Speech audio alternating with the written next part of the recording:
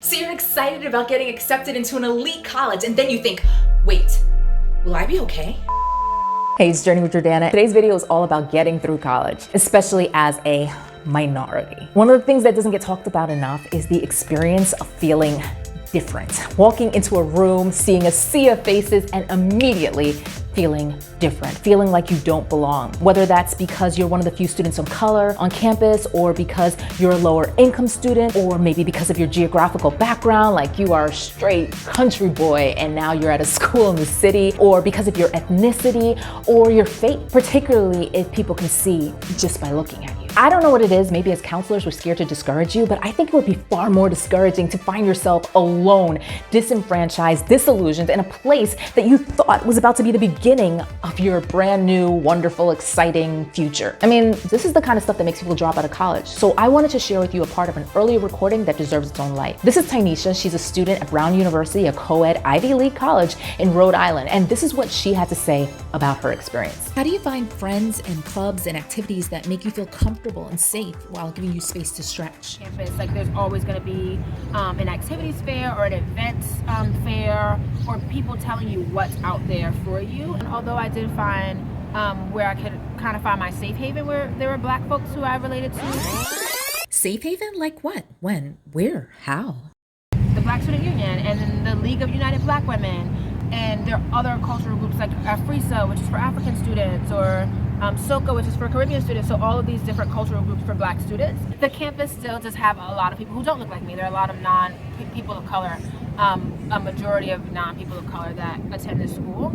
And so I did acknowledge that there were a lot of differences with the experiences that I would hold as a Brooklyn native, or someone that grew up in Brooklyn, New York, and a Black woman who grew up in Brooklyn, New York, versus some others who didn't, and also someone who went to public school versus others who went to private school. Right, because sometimes it's not always about our color differences, right. It's just our experience differences can put us in different, Yeah, so in both of those ways, there are a lot of differences, and so that was definitely a little bit of an adjustment, I would say, but I did feel that it was necessary to not like shy away from it and say, okay, I'm not going to go to this school because there are some people who had a lot more advantages at private school, or traveled while they were in high school and were in Japan before I even went to a different state or something. Those experiences could have been intimidating and were a little intimidating, but I think embracing them and going back to where I knew was comforting, but then also being okay with the discomfort within a classroom. Like if I'm in a classroom, I'm not with all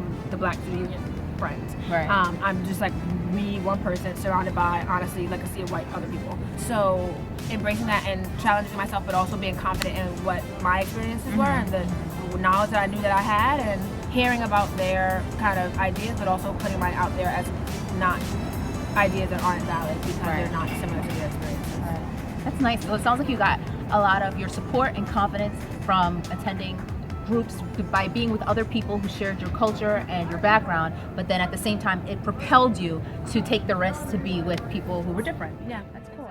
Another perk of all those cultural groups is that someone somewhere in one of those groups can hook you up with some food from back home. But seriously, even if it's only for 1 hour a week, to be in a group of people where you hear your name pronounced correctly, and to be with people who can see you and don't get you confused with the other people of color who look nothing like you, and to be able to put down that burden of representing your entire race, religion, or ethnicity, it's worth it.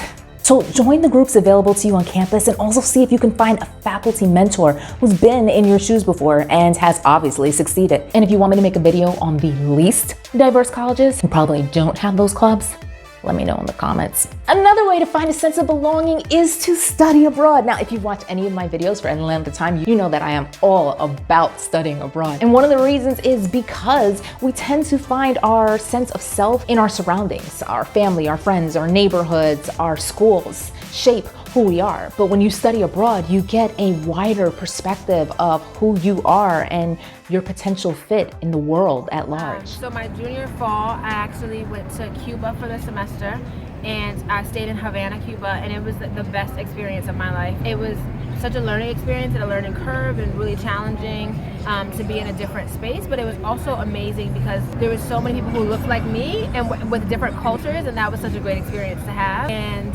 I was challenged because I didn't speak Spanish as well as I thought I did, and I had to really learn a whole another language, and I also had to push to not stay with the people who were English speakers and in our programs, and actually become friends with and make friends with Cubans. And that was a great experience because I have long-lasting friendships that I still can count on today from a whole different country. If you'll be a first-generation low-income college student attending an Ivy League college, then check out this site for support and encouragement. Listen, I just want you to know that you're not alone. If you haven't thought about those potentially difficult and awkward moments due to being different, I want you to be ready. I want to remind you that you earned your spot, your admission to that college. You deserve to be there. I am here to remind you, to remind yourself why it is that you're going so that you don't give up on yourself when they start to make you question yourself. I'm here to encourage you to find your support groups from day one, and to encourage you to use the strength that you are going to get from being amongst them to walk in confidence and value yourself and the gifts that you have inside of you